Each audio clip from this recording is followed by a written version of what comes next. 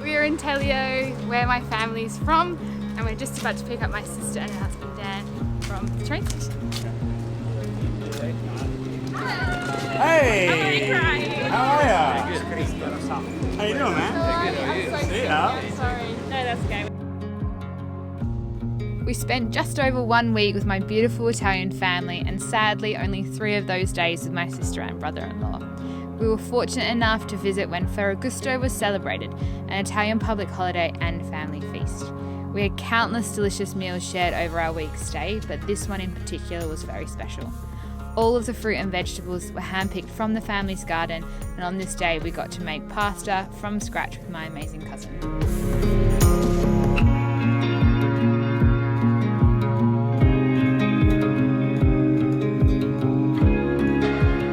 This is the chef.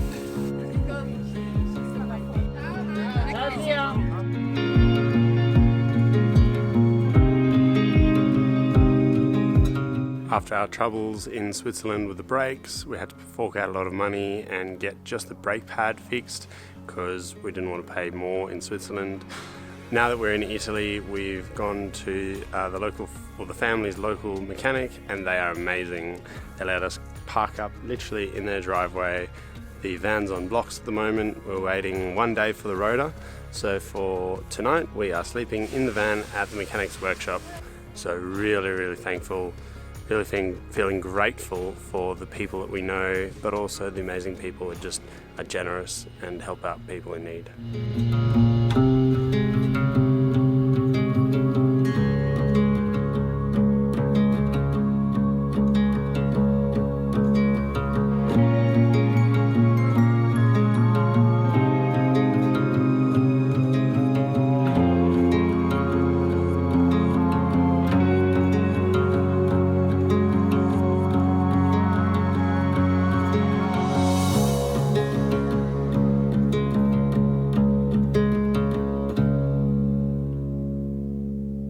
We are in the Dolomites, in the northern part of the Dolomites, at a national park area, and we're doing the Adolf Munkel Trail. This one, pretty easy trail, 9 k's long, about 3 hours walking, not too much gradient, but we go around this big peak, the Krizbul, pretty iconic. It's actually what the Dolomite symbol is based off. He's actually moving the... Oh! I think he was meant to do that. Easy, Mr. Cow. To catch you up on what's been happening, we have left my beautiful family in Teglio, where we managed to get our rotor blades replaced with our brakes. So yay, they are working properly just before we did the beautiful Stelvio Pass. We then headed towards the Dolomites, where we are now. We're going to do an awesome walk this morning. Check out what we get to see this morning.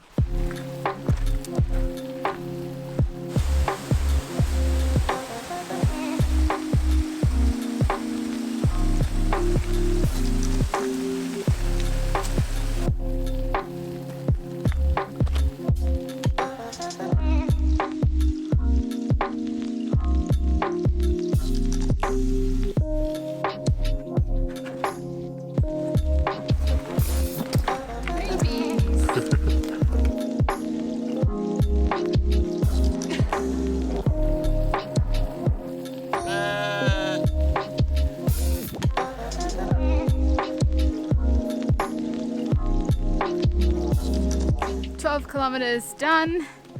Did it in 3.5 hours, which isn't too bad. Just got back to the van. Now it's time for some lunch, and then we move on to the next spot. Using our Park for Night app, we've found an awesome spot in the Dolomites to park tonight. Duncan's just sussing out where the flattest spot is for us to park. Super excited. Today's hike / Via Ferrata is about 5 hours. It's going to take us a little bit of time Dunc's done a heap of research about this hike. We actually ended up hiring our own gear instead of hiring a guide. It was significantly cheaper. Yeah. It's actually only costing us €15 to hire helmet, harness, gloves, carabiners, gear. Whereas a guide per person costs you €110. Which is insane. And after our significant roping qualifications and experience in Australia, we feel more than up to the task for doing this. Via Ferrata literally translates to iron pathway or iron road, and it's the old steel cableways that have been maintained through the Dolomites from World War One, so over 100 years ago, that the soldiers used to make their way over the mountains. The mountain we're doing today is Monte Paterno, and there are some old World War tunnels through there and some gun placements, so it'll be awesome to go check it out.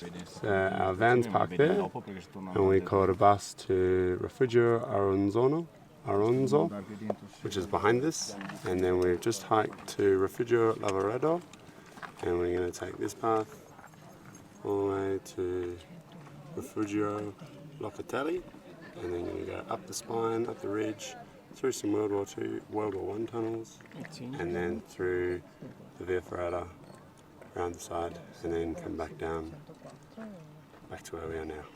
So that's the second refugio down there, and we made our way up this track here with all the people.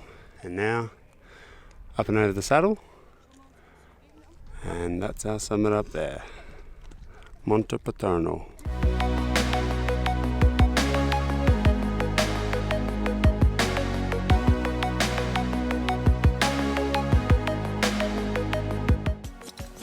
This Via Ferrata is named after a legendary mountaineer up here, and also the mountain that we're going up.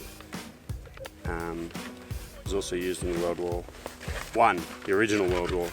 And so there's heaps of old tunnels. We actually start the Via Ferrata in a long tunnel that climbs with ladders. Alrighty, so we're all geared up, had some morning tea, and now we are on our way up the ridge up to Monte Paterno. Cannon's in the front, leading the charge. All geared up as well. Head torches on. In we go to the tunnel. The steps are as big as Caylin's foot to knee. Reading up on the history of this area and all the World War I history, and they're using these exact tunnels that they built them for gun placements and defending their land, and it's crazy. Imagine fighting wars for the first place, and then secondly, this is the terrain you're fighting in. Oh my word. This is so good. I'm absolutely peaking. I'm in my element. Next minute I'll be summiting. Oh, it's like a drone of nature. A nature drone. Really? Let's go. Wow. How many times do we say wow in the next couple of hours? We can count them. Put it to the viewers. How many times do we say wow or wow or wow on this video? Lots. And now we start the Via Ferrata. Ready to go? Yeah. I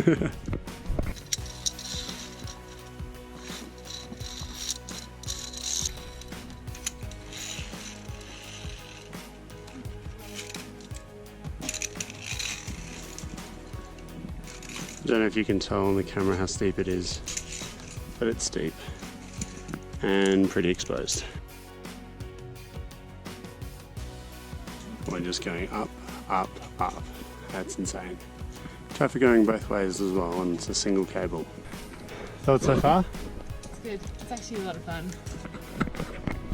Not the whole going up and going down at the same time. The two-way traffic. I'll just start sick. Wow. So we made it to the top of the saddle, not the summit though. So we just arrived over there, and the summit is up there, following that cable all the way around. I think it's so steep they've got like a one-way traffic system, so anti-clockwise. so you don't have the issues we did before. And that looks like it could be the way down. Up we go.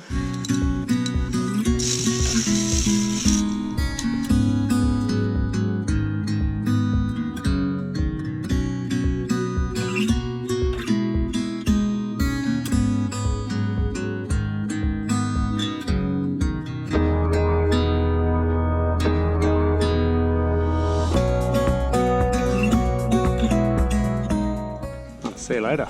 So this is where the Via Ferrata cables finish, but we're not finished yet. I reckon some of this is maybe more sketchy than the stuff with the cables.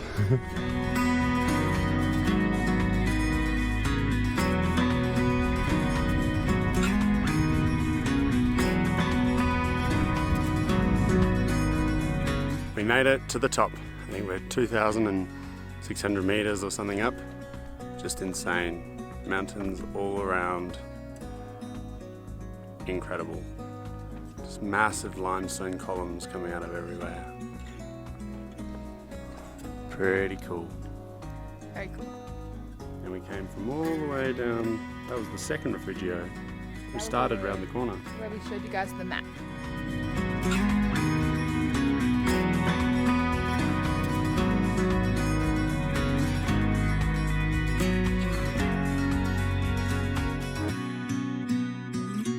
When you bring homemade jam from the Italian rallies and beautiful fresh brown bread, but no knife. Rookies. That's right, I got 10 of them, one on each finger. Spend some time at the summit, now for the big challenge, heading back down. Looking forward to it? Very steep, very steep. Yeah, I'm looking forward to it.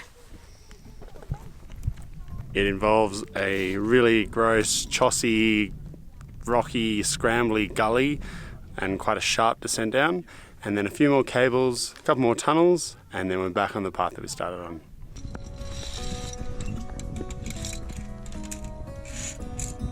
How is this part not on a cable? You might ask, where does the path go?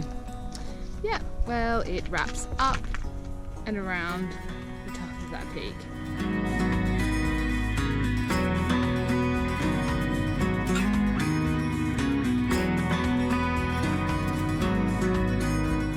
I think that's it. Congrats, girl. Boom. Feeling very, very accomplished. Stoked beyond words of the day and just the way that we went about it. Slow and steady, just had a great time. And really took time to actually just sit and appreciate. Stopped inside tunnels and looked at the rock and just really enjoyed it. It was nice.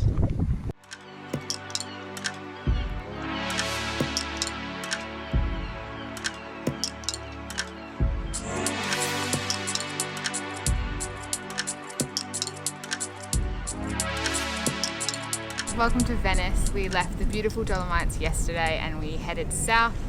Don't really have a plan today. We're just kind of going to cruise the streets. We're enjoying sort of getting lost in the alleyways. Got a few little things we want to check out, including a very tasty vegan restaurant that we've read about, so we'll try and find that one. But it's a pretty cool city. Every main capital city in Europe is obviously a big hustle and bustle tourist attraction, but this one feels maybe a little more quieter or a bit more charm, something unique going on.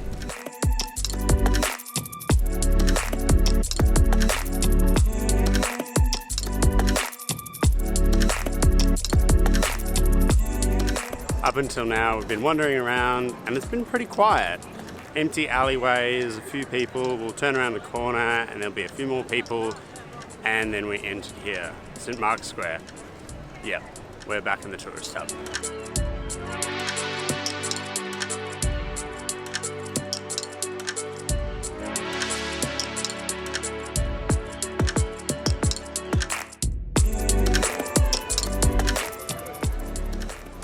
So many people, so many crowds. I think it's funny actually when we enjoy touring around a big city because it almost makes us appreciate being in nature a little bit more. I think with every city day we do, we almost need 3 down days out in nature. Make up for it. Absolutely. Yeah. A rude shock after a week in the Dolomites. This is challenging. Wow. And hot, super sweaty, 30 degrees. Let's go get lunch, eh? Let's get a drink. First meal, because when in Italy you eat 3 courses. Second course. Yeah. And lucky last, we've got dessert here. One tiramisu for Duncan. And apple pie for Caylin. We have said ciao to Venice. We spent last night at this awesome campsite on the border of Italy and Slovenia. We plan on saying ciao to Italy as well today, so we're going to head across the border into Slovenia. I've actually spent the last sort of week pinning beautiful spots to go to in Slovenia and Croatia, and I am so excited to get there now. So that means today we're going to say goodbye to you guys from Italy, and we'll catch you in Slovenia. Make sure you like, subscribe and comment on our YouTube video. Really looking forward to seeing if you guys have any sort of feedback, what you'd like to see more of, any questions about van life itself. Thanks so much for watching, guys. We'll see you in the next one.